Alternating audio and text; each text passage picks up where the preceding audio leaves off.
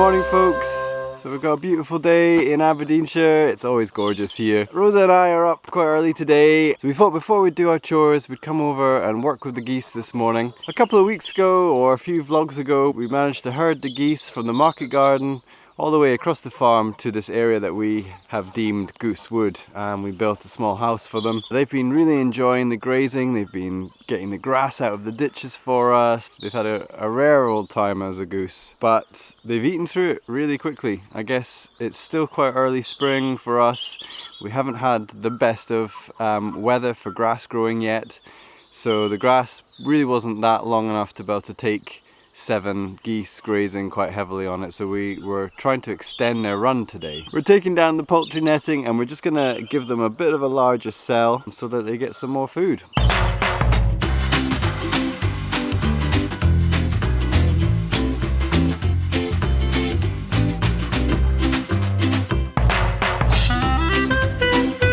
It's like moving with purpose. Oh yeah. Gotta get those goats milked.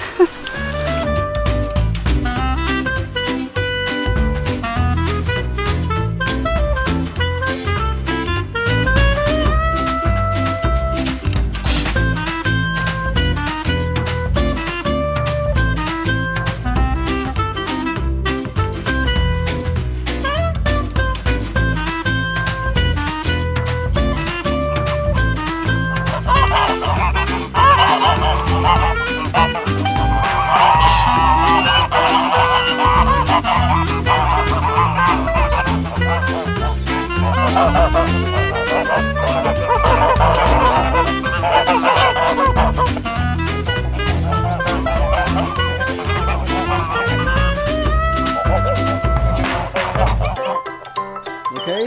Yeah, it's hot. It's hot and sweaty today. They're going to enjoy having a bit of extra kind of water and shade, I think. Because in they've got this the weather. ditch. Yeah. Goose Wood has another ditch, and this one's actually a little bit wetter. But there's plenty of shade here, and they've got, you can't see it because it's pretty overgrown. Hopefully they'll help a little bit with that, and they'll be able to waddle about in here if they ever find it. Yeah, it's flowing, so that'll be nice. We're hoping that they can do quite a good job with kind of keeping ditches clear and things by just using their bodies, but also by eating some of the grass that grows, so we'll get to see that. So one of the geese is sitting on the nest at the moment, so she's obviously gone a bit broody and she's been sitting on an egg. I'm not actually sure how many eggs she's sitting on because I'm too scared to put my hand in there and find out, but there's at least one I've seen. And so we can just take a look at her. We'll try not to disturb her too much. I'm going to go and sort the goats out while you're doing that. Sure, great. So she's in here. Hello, hello. There she is, sitting on a nice nest of straw. So she's been on there about 6 days or so. I haven't actually researched how long it takes for a goose to hatch an egg. With the hens it seemed to be around 28 days or so. So maybe it's similar, so we wouldn't be far off getting some goslings if that's going to be the case. Right, we'll just leave her alone, I think. We've been taking her a bit of food and water because she's very rarely leaving the nest to graze, unlike these guys who look very happy now.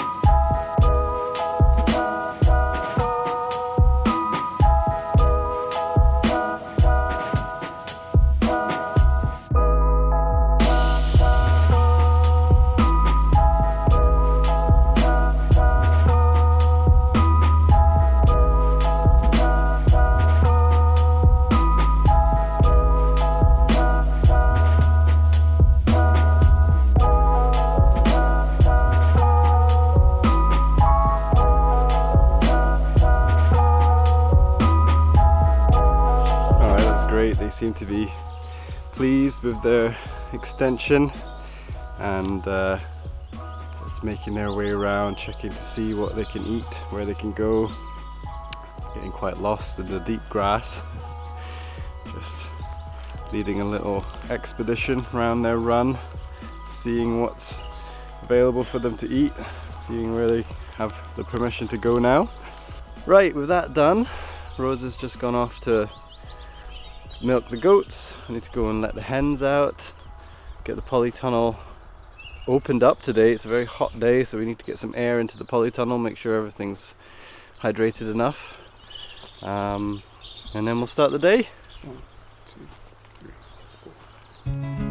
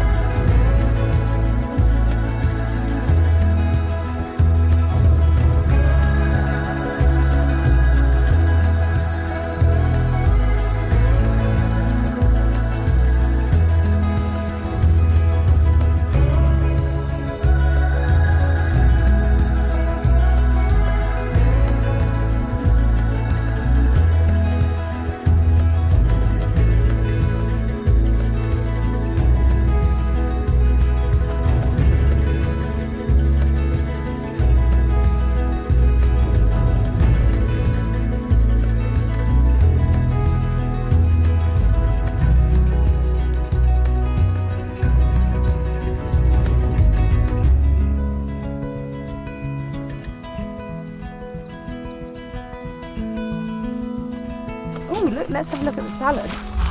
I can see germination. Look. Oh, great. Wow. Nice. That was quick. Look at that. So I need to put some hoops on this and get this fleece off of it. Yeah, you do. In fact, I don't think we need the fleece on it. So I'll take the fleece off of here. Parsley's looking okay. Alright, so we're just doing a bit of a walk around the garden, seeing Rosa's got her list out. Boom! So we're just seeing what might get done today. Yeah, today is a bit different from what's on the list. We're just giving ourselves a bit of a reminder of some of the jobs that we need to do over the coming week. Doesn't mean we'll necessarily get them done today. So it's a hot day today. I think this is probably our hottest day of the year so far. Grass is really looking lush and green again after the geese leaving there a month or so ago, so they did a great job at grazing it down at the end of winter for us, beginning of spring, and it's starting to look very green and edible again. Need to mow the pathways in here, so we've got a mower attachment, which is a scythe cutter bar for the BCS, so I'll bring that out and get the pathways all cut. We were using the geese for some of the pathways and they did a great job at that, but we can't get them to every and all of the small grass pathways we have in the market garden very easily, so we'll have to bring the mower in. So you're going to weed the carrots today? Yes, gonna get the weeding. And one thing I've got written on here is to fix this border, because I love that. Love fixing borders. But there's also that border up there to fix. So, okay, should we cross over this tree row, or do you want to go around there, or do you want to go... Tree row jungle. Yeah, through the tree row jungle. Choose a bit without any gooseberries.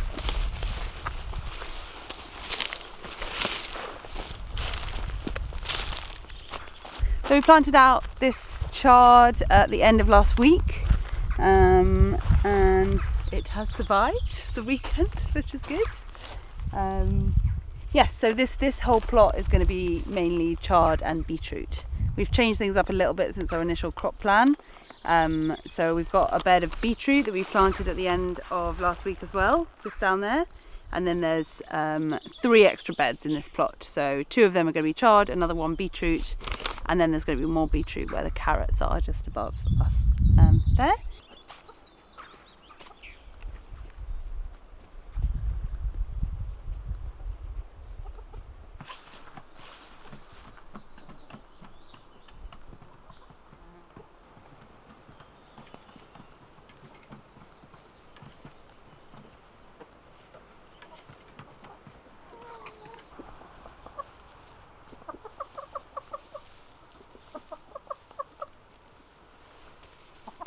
Oh, watch out.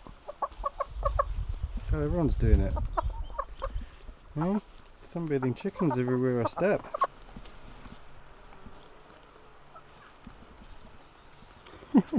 This is the effect I have on chickens. Okay, so yesterday when we were mucking out the small polytunnel where the goats had been overwintered, we brought it to a new compost area that we've built here in the chicken run straw yard composting system. So very simple. In fact, you saw me and my mum making this at the start of a vlog a few episodes back. So we really just strung some pallets together to quickly define an area.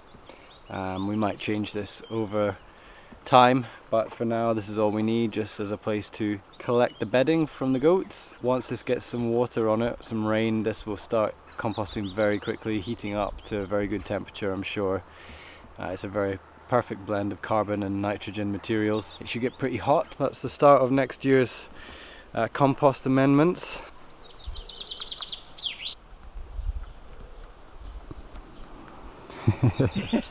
So Mum has been carrying on with her sign making jobs using what do you call it? Burning tool. Yeah, Mum's got a burning tool that she creates signage with, and has made these plot signs so that when we are working here or giving tasks to volunteers to perform, they can go and find the correct plot when we tell them to do a job.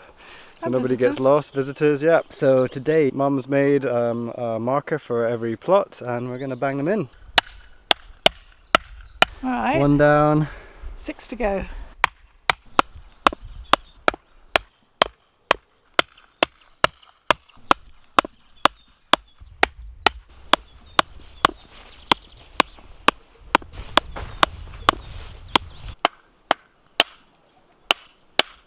Nice one, Mum. Crooked. High five. Right, I'm going to go up to where we've got some of our first carrot sowings, and I think I'm going to give them a bit of a weed. This is a perfect day for weeding, especially when it comes to hoeing. Any weeds that do get scratched up are more likely to die in this hot sun on the soil surface. If it was a wetter day and we use a hoe to pull up the weeds, they might just lie on top of the soil surface and reroot again because it's moist weather and they survive. Whereas today they're gonna get scorched. I'm gonna grab a hoe or two and head up to carrots and see what's going on.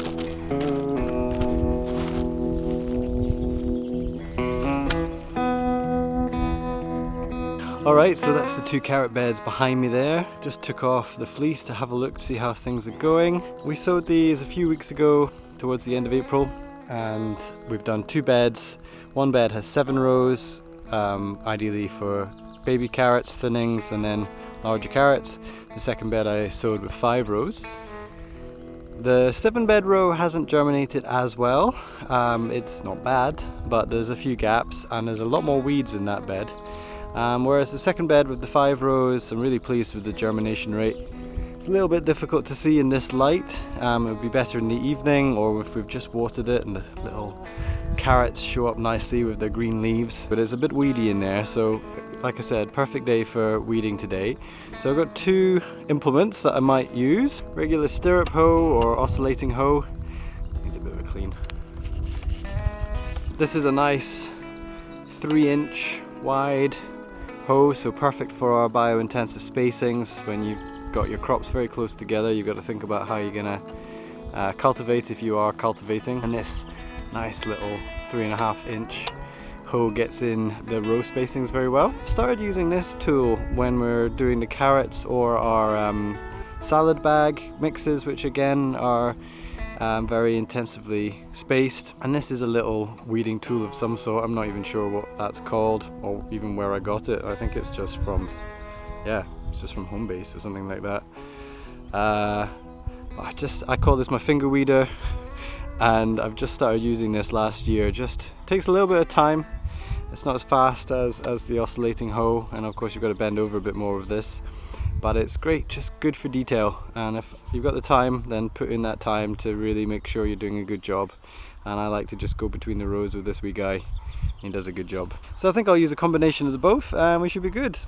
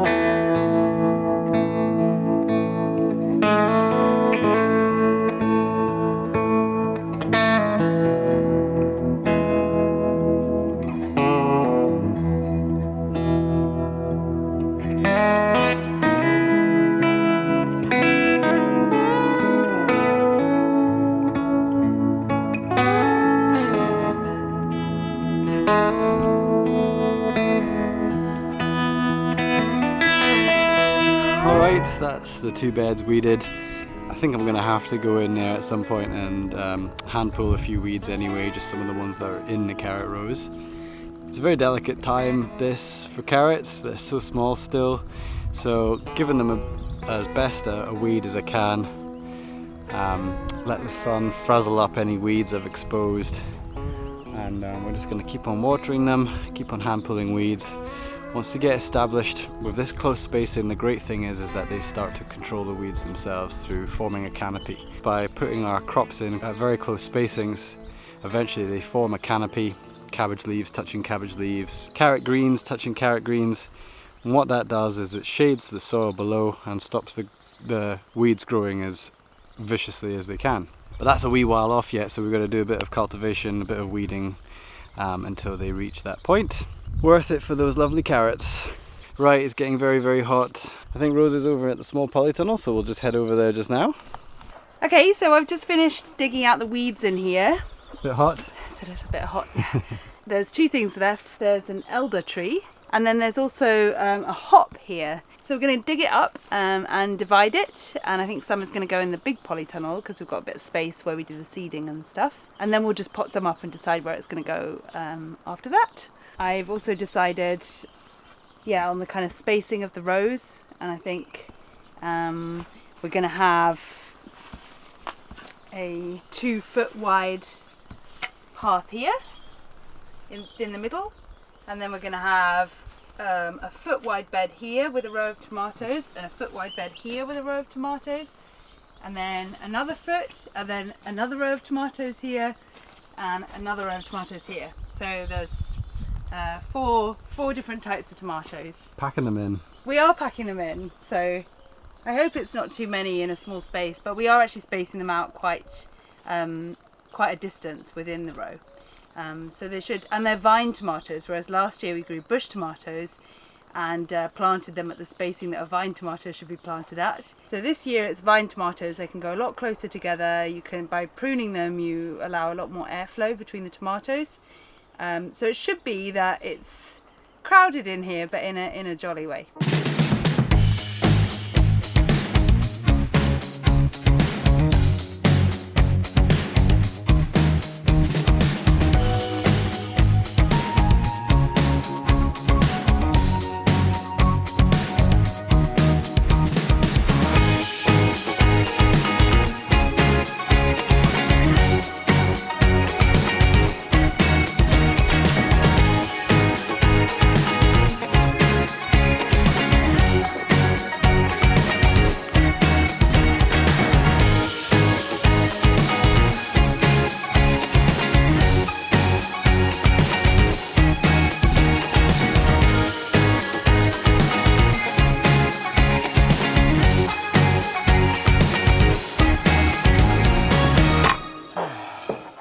That's my mum and Rosa sorting out the water supply for this polytunnel. Just trying to figure out where we've got some water lines coming down from the pond, or a large pond that we have at the top of the property is what we use for a lot of irrigation here. And we've got water lines going to the geese and to the goat byre. And we've got one that should be coming to this polytunnel, so we're just trying to find that after years of not using it. So that was me broad forking this small polytunnel, just aerating the soil, ready for planting in. Rosa has been forming the beds slightly in here, raking everything out, pulling out any weeds. We managed to dig up this hop vine that's been growing in here for about 8 years. That was a beast.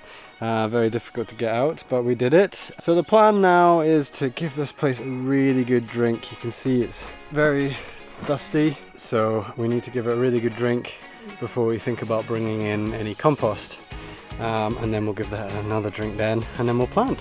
It's been another hot and busy day here at Noth Farm. We're not going to get this job finished today, but that's a good start. So I think we're going to call it a day now and get back to this tomorrow. I think we're going to get the barbecue going now, make use of this rare Scottish good weather, and have a few beers, and tomorrow will be another day. Hope you've enjoyed it. Catch you soon.